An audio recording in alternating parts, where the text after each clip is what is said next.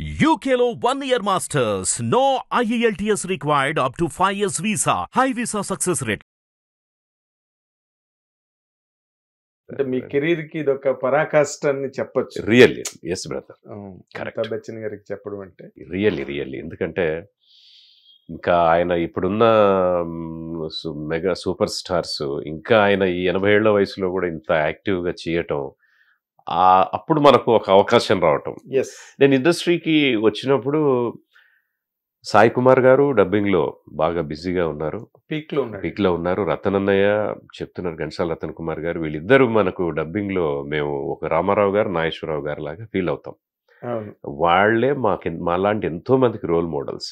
Exactly. అయితే తర్వాత రవిశంకర్ గారు, శ్రీనివాసమూర్తి గారు, ఈ టైంలో నేను నా ఎంట్రీ అనేది కొద్దిగా నిజం చెప్పాలంటే కొద్దిగా నేను లేట్గానే వచ్చాను. అంటే at the age of 25 years వచ్చినా కూడా అప్పటికి కొద్దిగా నేను శ్రీనివాసమూర్తి గారు మేమంతా ఒకే ఏజ్ గ్రూపు, కానీ శ్రీనివాసమూర్తి గారు బాగా అప్పటికే చాలా well established dubbing artist for heroes particularly. Ravishankar గారు విలన్స్కి ఎక్స్ట్రాడినరీ. వీళ్ళున్న ఎరాలో మనం ఒక అవకాశం దక్కించుకోవటం అంటే హైలీ ఇంపాసిబుల్. ఆ టైంలో కొత్త వాయిస్ రావడం అంటే బాలీవుడ్ టైంలో ఇంకో వాయిస్ రావడం ఎంత కష్టం.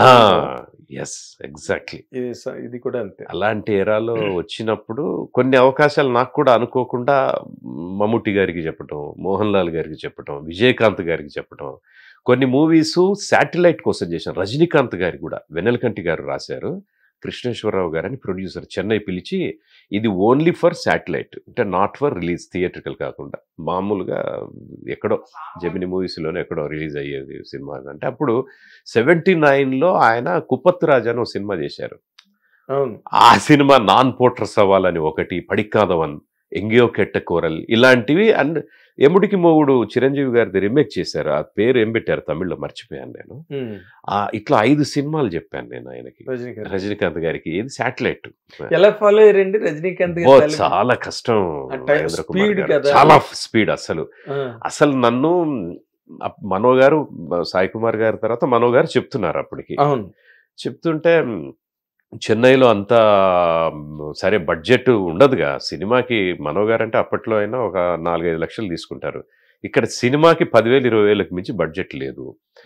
సరే ఒకేసారి ఒక 5 సినిమాలనే చెప్పేసుకుని ₹1,00,000 తీసుకెళ్దురా అని చెప్పి అంటే వెళ్ళా. నేను ఒక 3-4 రోజులు పెట్టుకొని రామ్మా అని.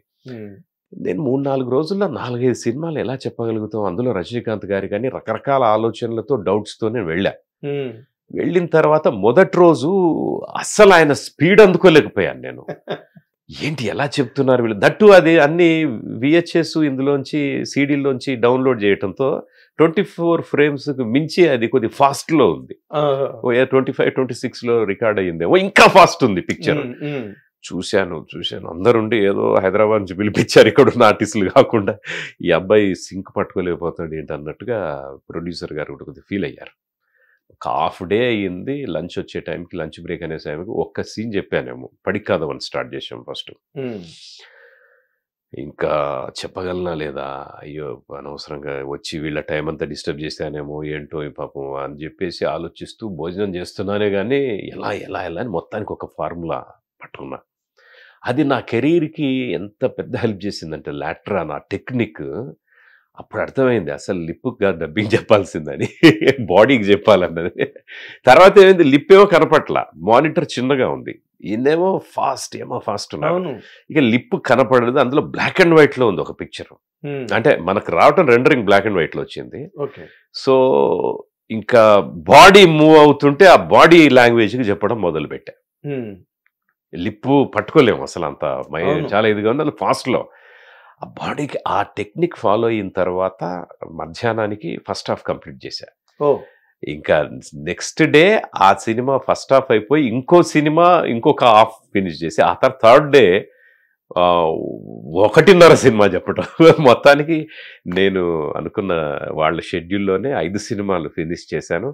చాలా ఫాస్ట్ చెప్తున్నాడంట. అసలు ఎట్లా ఇది RCM, it's not a ordinary thing, extraordinary అది అని చెప్పి చాలా అప్రిషియేట్ చేసి, అమ్మాయి బతికారు. ఇప్పటికీ మీరు ఎముడికి మొగుడు తెలుగు కొడితే రజనీకాంత్ గారి మీద చిరంజీవి గారిది వస్తుంది కాదు, రజనీకాంత్ గారిది అని కొడితే కూడా తెలుగులో కూడా అదే పేరు పెట్టారు. అట్లాగే బావగారు అని ఒక సినిమా, ఎంగియో కెట్ట కోరల్ అన్న సినిమాని, అవన్నీ చూసుకుంటుంటే చాలా ఆనందం అనిపిస్తుంది. బట్ థియేటర్లో రిలీజ్ కాలేదు. ఒక ఇవన్నీ కూడా అట్లా ఆ రకంగా కమల్ హాసన్ గారికి ఒక సినిమా చెప్పాను, అది రిలీజ్ కాలా. ప్రభు గారు ఓన్ బ్యానర్ అట, మన శివాజీ గణేశన్ గారు అబ్బాయి ప్రభు గారు. అయితే అందులో శివాజీ ప్రొడక్షన్స్ ఓన్. అందులో ఈయన ఏంటంటే ఒక తండ్రి కొడుకులుగా, మనకు రావు గోపాలరావు సినిమాలో లాంటి కాన్సెప్ట్, తండ్రి కొడుకు అవడం, కొడుకు తండ్రి అవడం మనస్తత్వాల పరంగా. దీనికి మోటివేషనల్ గురువుగా కమల్ గారు ఒక క్యామియో, ఒక 4 సీన్లు ఉన్నారు. అప్పుడప్పుడు వచ్చి ఉపదేశం ఇచ్చి వెళ్తా ఉంటారు. అది చెప్పాను అన్నమాట, అది రిలీజ్ కాలేదు. అట్లాగా ఇట్లా సౌత్ ఇండియా సూపర్ స్టార్స్, ఇప్పుడు రీసెంట్ గా కన్నూర్ స్క్వాడ్ మమ్మూటికి, నేరు, మోహన్ లాల్ కి, అంతకుముందు చాలా చెప్పాను. అసలు బచ్చన్ గారికి ఫస్ట్ కాందహార్ అని మలయాళం సినిమా, మన కాందహార్ కిడ్నాప్ ఇన్సిడెంట్ మీద తీసిన సినిమా, దానిలో బచ్చన్ సాబు ఒక రీల్లో ఉన్నారు, మేజర్ అనమాట. ఆ క్యారెక్టర్ చెప్పాను, అది కొంత ప్రాక్టీస్ ఉంది. అట్లాగే కోన్బానిగా కరోర్పతిలో కొన్ని బిట్స్ తెలుగులో డబ్ చేశాం. కెరటాలకు తల వంచితే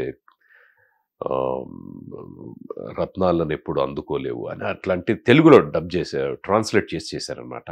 అదేంటంటే డిస్ట్రిక్ట్ కలెక్టర్స్ మోటివేషనల్ స్పీచెస్లో కొద్దిగా క్యాంప్స్ జరుగుతూ ఉంటాయి కదా, ఆ క్యాంప్స్ అవేర్నెస్ క్యాంప్స్ కోసం అని చెప్పి సెలబ్రిటీస్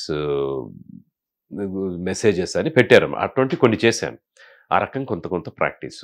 అలాగా నేను చెప్పాలనుకున్న అందరు షారుఖ్కి పఠాన్ షారుఖ్ ఖాన్కి తెలుగులో పఠాన్ చెప్పాను. అంతకుముందు స్వదేశ్ అని ఒక సినిమా తెలుగులో డబ్ చేస్తే అది కూడా ఓన్లీ శాటిలైట్ మా మూవీస్ కోసం చేశారు.